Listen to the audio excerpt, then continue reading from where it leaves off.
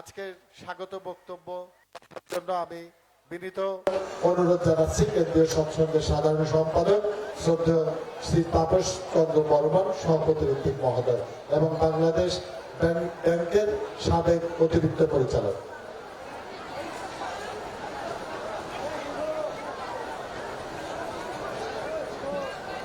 পরম প্রেমময় শ্রী শ্রী ঠাকুর অনুকূল চন্দ্রের শুভ 138তম আবির্ভাব বর্ষ স্মরণ মহোৎসবের আজকে মূল যে কার্যক্রম এই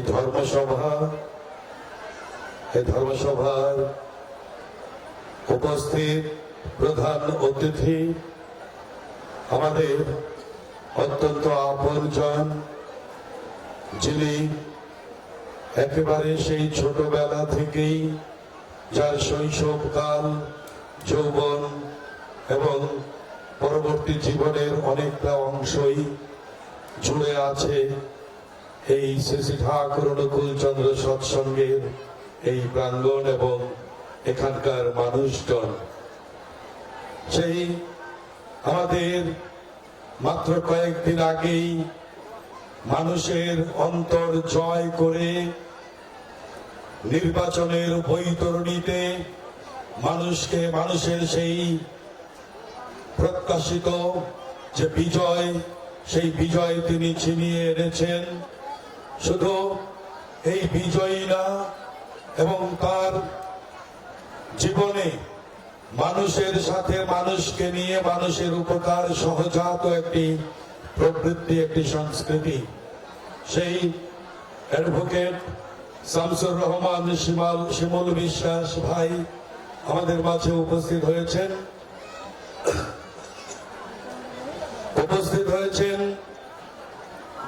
পাবনা জেলার অভিভাবক মাননীয় জেলা প্রশাসক ডক্টর শাহেদ মুস্তফা। উপস্থিত হয়েছেন পুলিশ সুপার, যিনি এই জেলার সার্বিক আইন শৃঙ্খলার সার্বিক দায়িত্ব অত্যন্ত সুচারুভাবে পালন করছেন, মোহাম্মদ আনোয়ার হোসেন।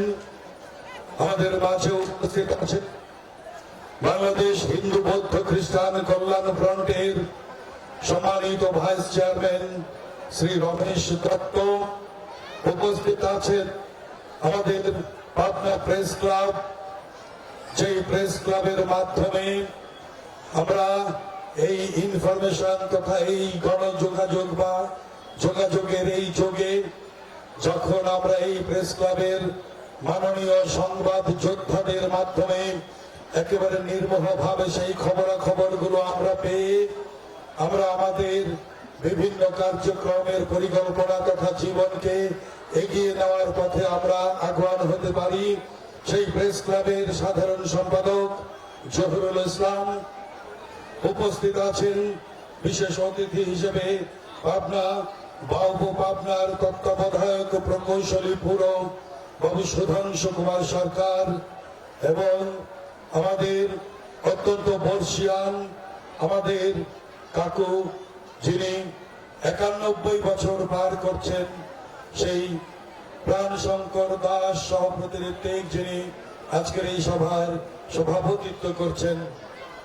শুধু এবং আপনারা সবাই দেখছেন, আমরা এতটা কল্পনাও করিনি আমাদের এই সুবিশাল প্যান্ডেল এবং আশ্রমের কানায় কানায় প্রতিটি জায়গায় ভক্তবৃন্দ এখানে তারা জায়গা করে নিতে বাধ্য হয়েছেন।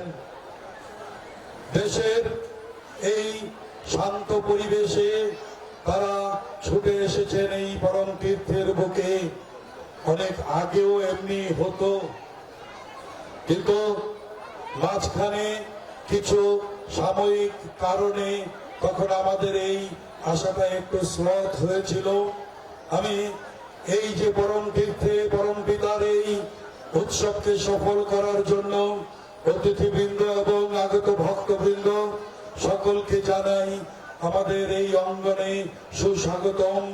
বন্দে পুরুষোত্তমম, বন্দে পুরুষোত্তমম, বন্দে পুরুষোত্তম। শুধু ভক্ত সজ্জন শ্রী শ্রী ঠাকুর অনুকূল চন্দ্র একটি নাম, যার 81 বছরের প্রতিটি নিঃশ্বাস প্রশ্বাস ব্যয়িত হয়েছিল এই মানব জাতি তথা বিশ্ব ব্রহ্মাণ্ডের মঙ্গল কামনায়। শুধু কামনাই নয়, যারাই তার সংস্পর্শে এসেছেন তাদেরই সমস্ত চাওয়া পাওয়া, সমস্ত দুঃখ দুর্দশাকে দূর করা যেন তার নিজেরই ব্রত হয়ে যেত। মনীষীবৃন্দ যখন তার এই কর্মকাণ্ডে অনুপ্রাণিত হয়ে বলেছেন যে আপনি যে পরোপকার করছেন, এই পরোপকারে আপনি যদি সরকারের কাছে সাহায্য চান তাহলে তো সরকার অনেক সাহায্য করতে পারেন। বলাই বাহুল্য, এই সৎসঙ্গ তথা শ্রী শ্রী ঠাকুর অনুকূল চন্দ্র কখনোই কোনো সাহায্যের মুখাপেক্ষী হয়ে তিনি কোনো আশু কার্যক্রমকে সম্পন্ন করতে তিনি ইতস্তত করেননি। তো সেই শ্রী শ্রী ঠাকুরের জবাব যে আমি তো পরই পাই না, আমি জীবনে বড় উপকার করতে পারলাম না, কারণ এই পৃথিবীর প্রতিটি অস্তিত্বই আমার অস্তিত্বেরই একটি অংশ। সেই পরম অস্তিত্ব থেকেই সকলের আগমন। সুতরাং কে আমার পর, কেউ যদি আমার সামনে বা আমার কাছে সে যদি পীড়িত হয়ে আসে, সে যদি আর্ত হয়ে আসে, সে যদি অর্থার্থী হয়ে আসে, তাহলে যেন আমার আত্মাই হু হু করতে থাকে যতক্ষণ পর্যন্ত তাকে সুস্থতা, তার অভাব অভিযোগ, তাকে সুস্থতা দিতে না পারি ততক্ষণ আমার আত্মাই যেন সেই তরপাতে থাকে। তাই পরোপকার আমি জীবনে করতে পারলাম না। সেই শ্রী শ্রী ঠাকুর অনুকূল চন্দ্র এই হিমায়তপুরের বুকেই আজ থেকে 138 বছর আগে মাতা মনমোহিনীর কোন আলো করে আবির্ভূত হয়েছিলেন। শুধু ভক্ত সজ্জন, আপনারা জানেন 10,000 বিঘা সম্পত্তির বিশাল সৎসঙ্গ তিনি গড়ে তুলেছিলেন এই হিমায়তপুরে। কিন্তু ভাগ্যের নির্মম পরিহাস, ভারতবর্ষকে রক্তাক্ত করে যখন আমরা এই দেশ ভাগের খেলায় মেতে উঠেছি, তখন বাধ্য হয়ে 1 বছর আগে তিনি দেওঘর যাওয়ার পরে আর এই তার পবিত্র জন্মভূমি, তার মাতৃভূমির বুকে তিনি ফিরে আসতে পারেননি।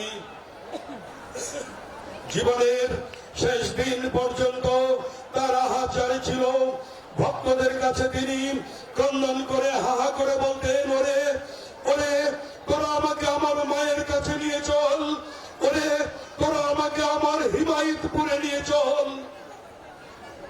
কিন্তু ভৌগোলিক বাস্তবতার কারণে ভক্তবৃন্দ তাকে এই তার সাধের এই হিমায়তপুরে নিয়ে আসতে পারেননি।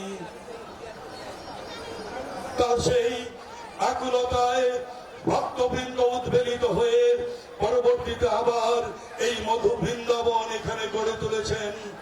এইখানে আমাদের এই যে সংগঠন, সেই ঠাকুরের 10,000 বিঘা সম্পত্তির বাইরে প্রতিটি ইঞ্চি ভক্তবৃন্দের টাকায় এখানে ক্রয়কৃত। এখানে প্রায় 200 বিঘা সম্পত্তি নিয়ে আমাদের এই আশ্রম, প্রতিটি জায়গা আমাদের নতুন ভাবে ক্রয়কৃত। তাই শুধু ভক্ত সজ্জন, এই যে সুবিশাল প্যান্ডেল, এই যে আয়োজন, একটি পয়সাও আমরা কারো সাহায্য না নিয়ে ভক্তবৃন্দদের অনুদানে আমরা এই অনুষ্ঠান তথা বিভিন্ন আমাদের মঙ্গলজনক বিভিন্ন ফিলান্থ্রপিক কাজ আমরা করে চলেছি। শুধু ভক্ত সজ্জন, আমরা দিলে দিলে এই আশ্রমকে গড়ে তুলেছি। শিমুল ভাইকে আমার বিশেষ কিছু বলার নেই, আমার চেয়ে বেশি তিনি জানেন, কারণ তার জন্মই এই অঙ্গনের পাশে। তাই আমাদের এই যে বিশাল প্যান্ডেল প্রতি বছর দুটি অনুষ্ঠান আমরা করি, এই প্যান্ডেলটিকে আমাদের প্রায় 1 থেকে 1.5 কোটি টাকা খরচ হয়ে যায় আমাদের প্যান্ডেলের পিছনে। তাই আমি আর কিছু না